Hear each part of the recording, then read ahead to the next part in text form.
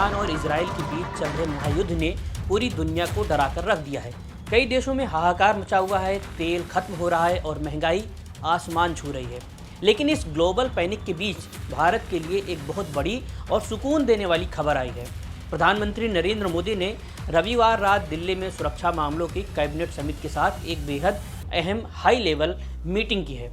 और इस मीटिंग के बाद सरकार का मैसेज बिल्कुल साफ और सख्त है कि दुनिया में चाहे जो हालात बने, भारत की इकोनॉमी और आम जनता की जेब पर इसका कोई असर नहीं पड़ने दिया जाएगा।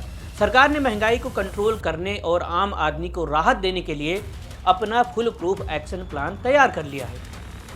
ये बात हम सभी जानते हैं कि भारत अपनी ज़रूरत का 85% कच्चा तेल, 50% नेचुरल गैस और 60% LPG इंटरनेशनल मार्केट से ही खरीदता है।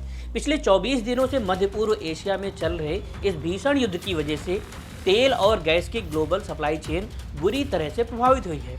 लेकिन मोदी सरकार ने सीनियर मंत्रियों के साथ जो रणनीति बनाई है, उसके बाद देशवासियों को डरने की बिल्कुल ज़रूरत नहीं है।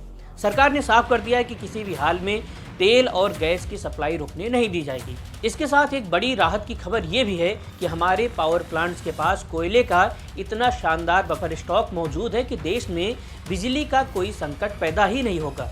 मतलब साफ है, भारत के घरों में ना तो LPG गैस की कमी होगी, ना ही ब्लैकआउट का कोई खतरा है। इस युद्ध के आफ्टर इफेक्ट से निपटने के लिए सरकार ने 11 अलग अलग सेक्टर्स की पहचान भी की है, जिसमें agriculture, fertiliser, MSME, pharma, shipping और फूड सिक्योरिटी जैसे बेहद संवेदनशील क्षेत्र शामिल हैं। इस मीटिंग में सबसे ज़्यादा फोकस हमारे देश के किसानों पर किया गया है।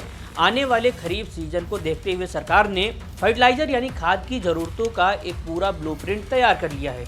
सरकार ने खाद का इतना मजबूत बफर स्टॉक बना लिया है कि किसी भी किसान को कोई परेशानी नहीं होगी। अगर युद्ध की वजह से किसी एक रूट से सप्लाई रुकती भी है तो सरकार ने वैकल्पिक देशों से आयात करने के नए रास्ते पहले ही खोल लिए हैं। हमारी फूड सिक्योरिटी को पूरी तरह सुरक्षित कर लिया गया है। इस ग्लोबल क्राइसिस को पूरी तरह मात देने के लिए भारत ने 3 लेवल की एक बहुत ही सॉलिड स्ट्रेटजी बनाई है।